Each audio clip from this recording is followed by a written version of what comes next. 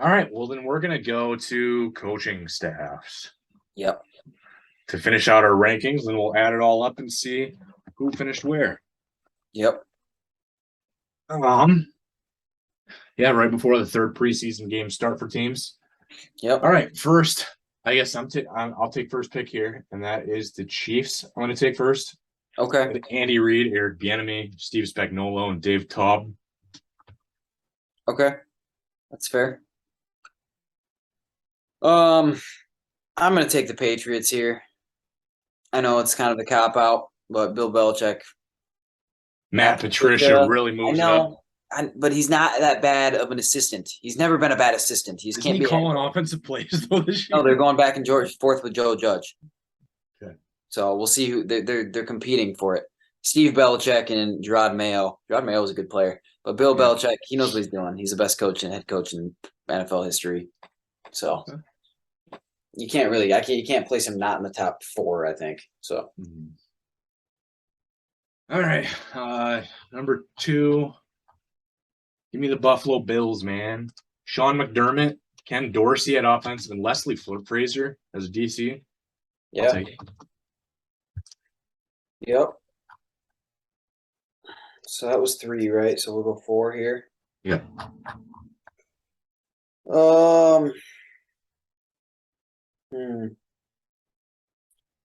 I'm gonna go with the Ravens. Okay. I'm gonna go John Harbaugh, who underrated in my opinion. Greg Roman and Mike McDonald, who obviously there's a little bit of bias there, recency bias there, but it's gonna be the same defense. I mean, he helped build that defense with Wink Martindale. So, if you can get to the Super Bowl with Joe Flacco, I think you're good. All right. Number 5, I'm going to take the Rams with Sean McVay.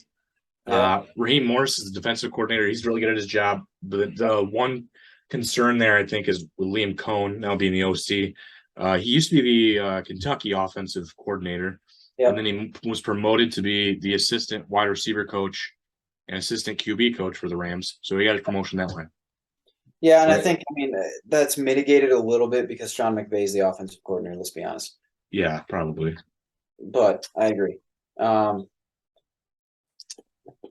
Okay, I will go with Nick Sirianni. No, sorry. I'm gonna go with the Packers. Matt LaFleur. I like Matt LaFleur a lot as a play caller. Adam Stenavich is underrated. And Joe Barry.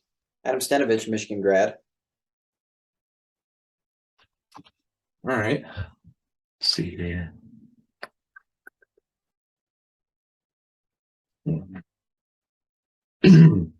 All right, give me the 49ers. Yeah. Kyle Shanahan seems to at least get them to where they need to be. It's just winning the games that really got to win. D'Amico Ryans is a good defensive coordinator and was a great player. Anthony Lynn is the assistant coach there. It's not a bad assistant coach to have. And Bobby Slowick is the offensive coordinator. See, I didn't necessarily sour on Anthony Lynn, but I was uninspired by Anthony Lynn last year. He just didn't fit with the culture. He was very anti-Dan Campbell culture. Yeah, it just wasn't the same.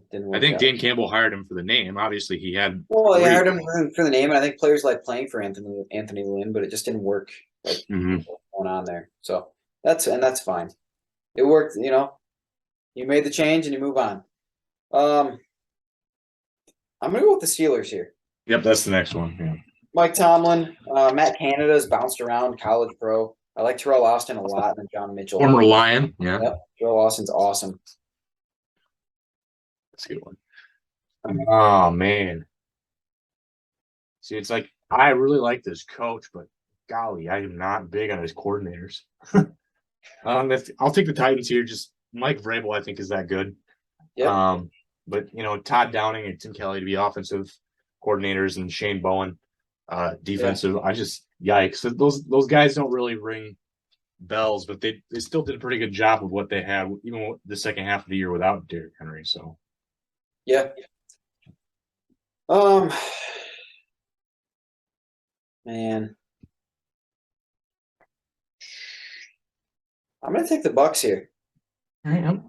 Todd Bowles, Byron Leftwich, and then Keith Tandy / Larry Foote. Larry Foote. His name got kicked around for the Michigan DC job when it came open, and I was pounding for Larry Foote, but I'm fine with what they did.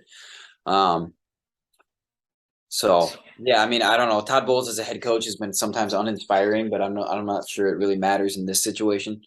And he's a good defensive guy. So Okay.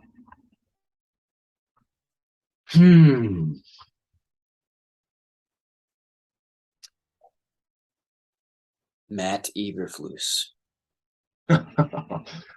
Oh, good grief. What number is this?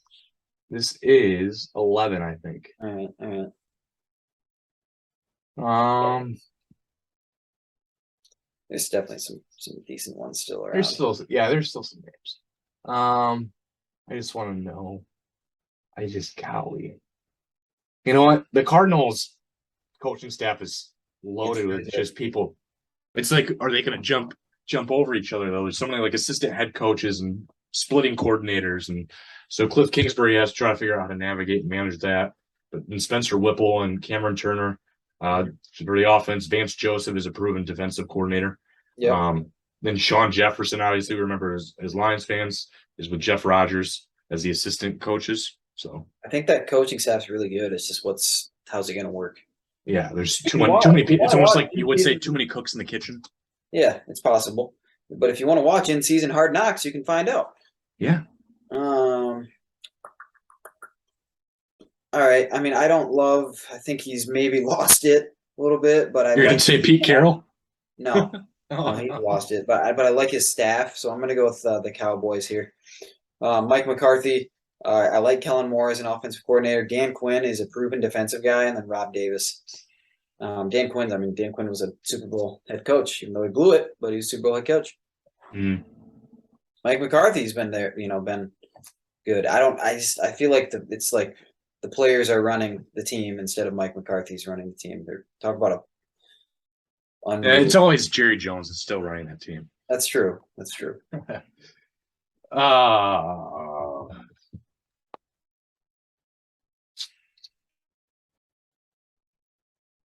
All right. I mean, he's definitely a good coach. He's just going to have the scraps, and that's Pete Carroll, who I just mentioned.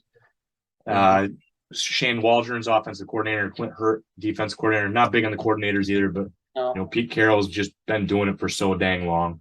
There's got to be something left. There's no talent. I feel bad for him. The team just stinks. It's not good. Yeah, the team's falling apart. They're in a rebuild year. That's why I thought for sure he was going to retire when Russell Wilson left, but nope. Yep. I thought he'd retire or like just go coach a college team again or something for a while. He's 71 years old.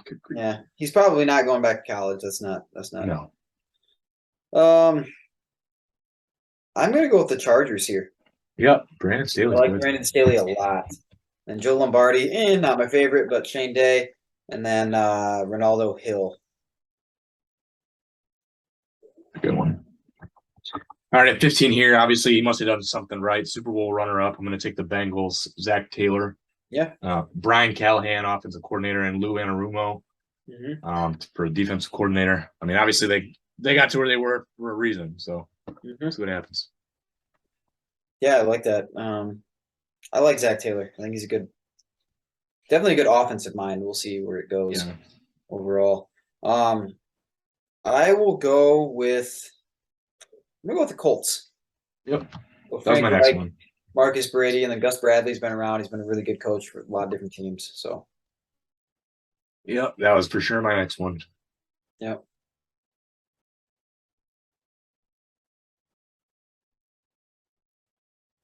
Man, give me the Browns. Kevin Stefanski. Yep. I think Stefanski's a really good coach. Alex Van Pelt's going to be a solid offensive coordinator. I'm not sold on Joe Woods for defense, but Stefanski's got to navigate around the drama with the Browns this year. So what a mess. But yeah, we'll see how that goes. Yeah, we'll see. Jacoby Brissett season. Yep. Exactly. For 18 here. I'm gonna go with the Commanders. Nope. Riverboat Ron, Scott Turner, and then Jack Del Rio is somehow still a coach in the league. But he's been a good coordinator at times. Just couldn't really get it done with the Jags. It's a good one. I like Riverboat Ron. Something here.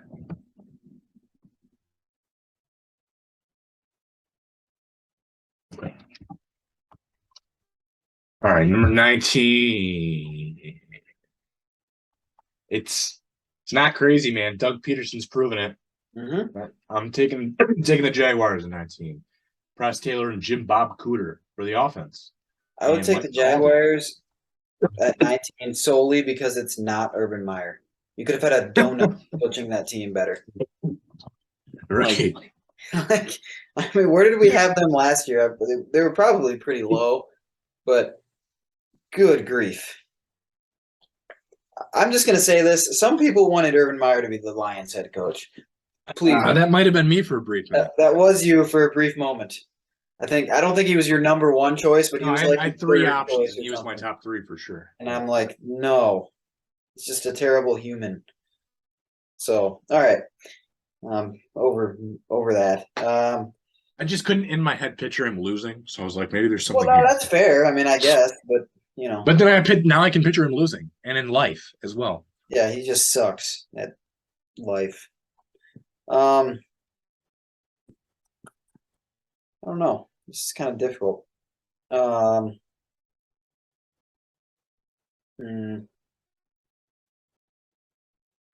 guess I will go with. Man, I'm gonna go with the Panthers. I like Matt Rule. I don't know if his gig is going to work in the NFL, but I do like him. Ben McAdoo has had some good times as an assistant. Phil Snow, Jeff Nixon, Al Holcomb. I like Phil Snow as well. But my worry is that Phil Snow and Matt Rule, they're more college guys, and I just don't know if it's going to work the NFL. But I think they're both good coaches. All right, 21. I am taking the Detroit Lions. The MCDC is coming in here somewhere. Yep. You know what? Aaron Glenn was also like for the last 2 years has been recruited to be a head coach, and somehow the Lions were still lucky to hold on to him. I think he's going to be a coach at some point. Deuce Staley as an assistant head coach does not hurt my feelings either, even when he lost his voice and sounds like Mickey Mouse. Ben Johnson's kind of the wild card there. He's going to be the offensive coordinator at least tentatively, and probably is on a short leash because Dan Campbell's proven he just will take that job if he wants. I have enjoyed Ben Johnson. They haven't covered him a lot though in Hard No, Knocks. and that's fine with me. I think he just kind of wants to stay out of it and just be like, I'm just going to call the plays and shut up. There's a lot of guys I'm kind of surprised they're not showing up. Like Jared Goff, almost no airtime. I think there's like Tom Kennedy. Cover Tom Kennedy, man. Maybe they have to. Probably Maybe the next one. They've got it on the next one. Yeah. So I'm cool with Dan Campbell being there. I'm cool with the Lions being there. I think we moved him up quite a bit. I think it's working. I think they're starting to figure some things out. So we'll see. But even Hard Knocks went out of their way to cover all the experience, the player experiences a lot of these coaches have. Mm-hmm. And I think that translates. I think it does. A lot of it does, for sure. I'm actually going to go with the Giants here. I am really high on Brian Dable. Mike Kafka, former Northwestern quarterback. I don't know about him as a coordinator, but I think Brian Dable was my number one. Dable's the offensive coordinator. So and that's because he texted me back once. So I think that's why I wanted it. Nice job, Brian. Thanks. And then Wink Martindale's their DC, and he was awesome for the Ravens until last year. So, Which is why he's no longer the DC there. That's a good spot. Yeah.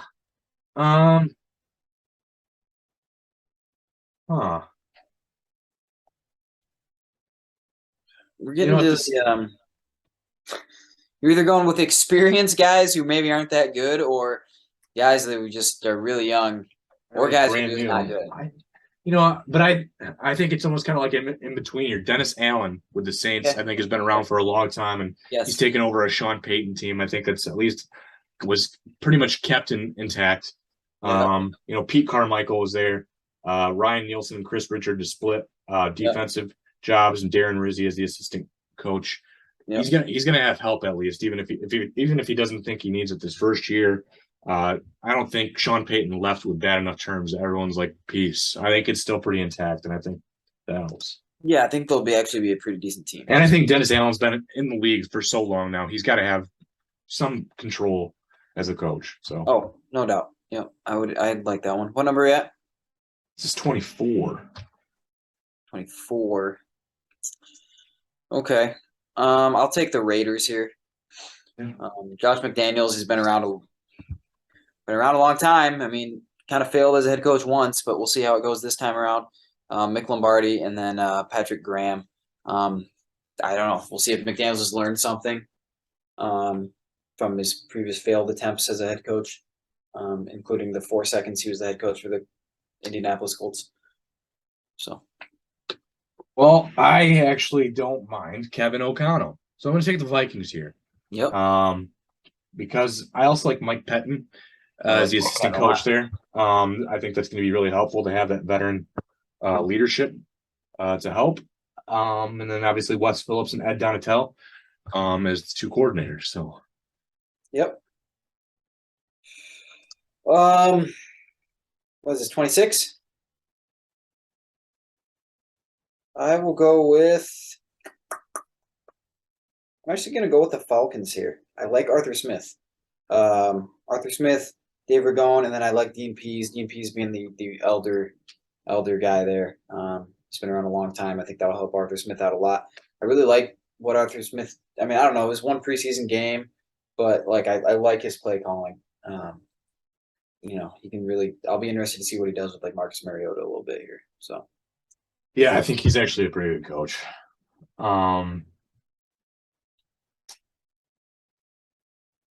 He's 7.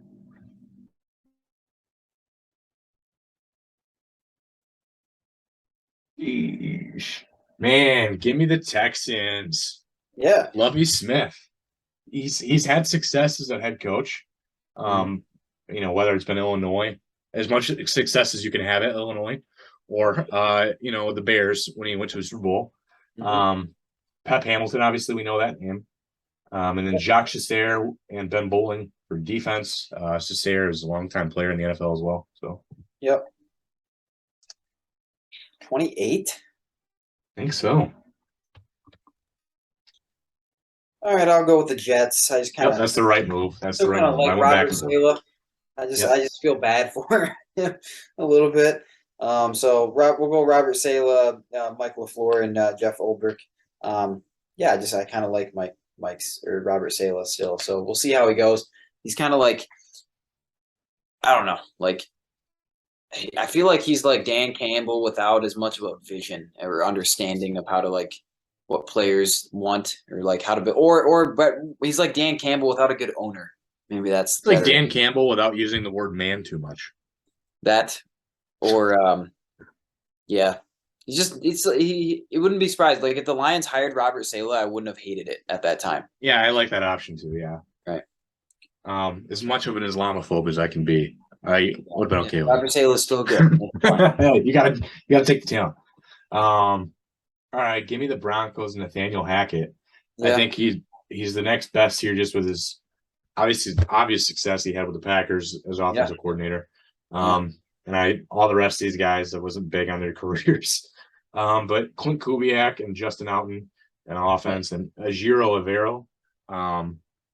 Not really familiar with him, but it'll be interesting to see how he does defensively. Yeah. 30. What are the 3 teams left? We got the Eagles. So we got the Dolphins with Mike McDaniel. We got Matt Eberflus, and we got Nick Sirianni. Yeah, I'm going to go with the Bears. Matt Eberflus here.